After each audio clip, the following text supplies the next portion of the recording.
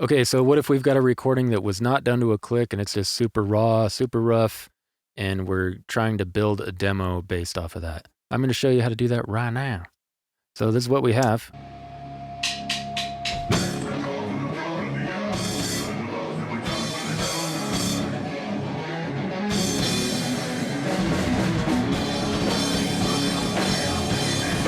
So it's pretty rough, but this is literally an iPhone recording of just a band in a garage jamming something that they had just written. And this is a good demonstration because this might be a way that maybe you've got something that you've come up with in rehearsal or whatever. And all you have to remember that song is a recording like this. And you're like, man, I want to turn that into a demo. This is how to do that. So similar to the other two songs, finding the tempo is going to be a little bit trickier because we're going to do a lot of slicing, and I guess there's two different ways of doing it. Okay, so first we want to get close to the target tempo. There's going to be kind of just going all over the place because there's no click, but we want to start off with something close. So we're going to, similar to the other songs that I already showed you, we're going to start at a beginning. We're going to leave the cue in on this just because all that we have to go by on this are transients, and those are some pretty useful ones there. So that's one bar, so we can already see that we're going to have to speed this up because this, I guess technically this is the second bar line. This is going to need to line up roughly with this.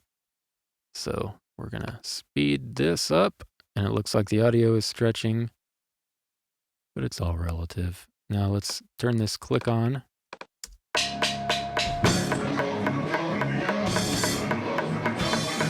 So there we go. It starts out at about 219, 220, somewhere in there.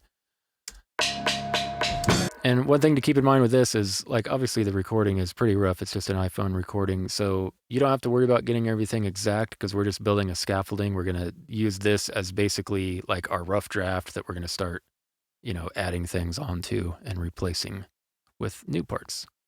So it doesn't have to be totally dead nuts. We just want to get it in the ballpark so that we can actually jam along to this thing. That's like our blueprint. So we basically go along until it starts sounding off. And you've got two different methods to use here in Cubase. You can either use the time warp tool, or free warp, sorry. And this will let you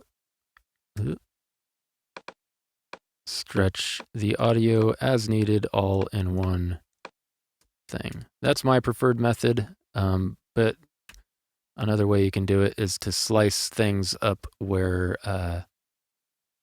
they naturally, like where the riffs actually end. So if we turn off the click,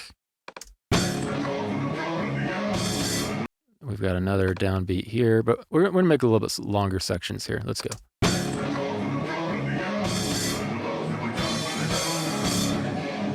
So right here, I'm gonna turn off the snap to grid.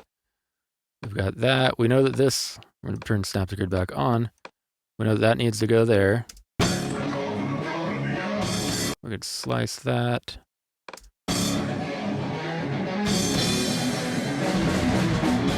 And we got another one right here. Snap off, snap on.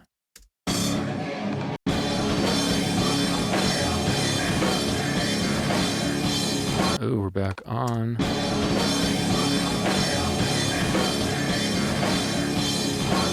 So we're basically doing that every 4 bars. A little early here. Snap off. Snap on. You get the idea. We're going to do that for the whole rest of the song. And then what we're going to do, we've got this tool. If we hold down, just hold down the fucking mouse button. Go to sizing applies time stretch. Now, if we go to this little lower corner, you see the icon change. And we're going to snap that to this bar line.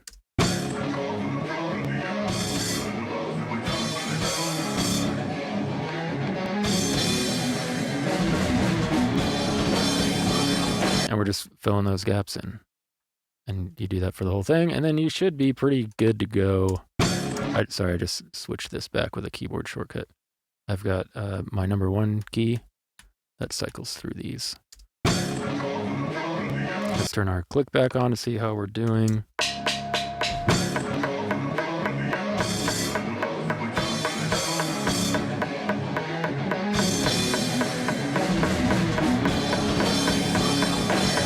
There you go. Now that is perfectly, we can start programming drums to that if we want to, and then re-recording guitars or whatever. I put the intro at the end to make it easier to skip. You're welcome. Subscribe if you'd like more stuff like this. This video series is brought to you by my friends on Patreon.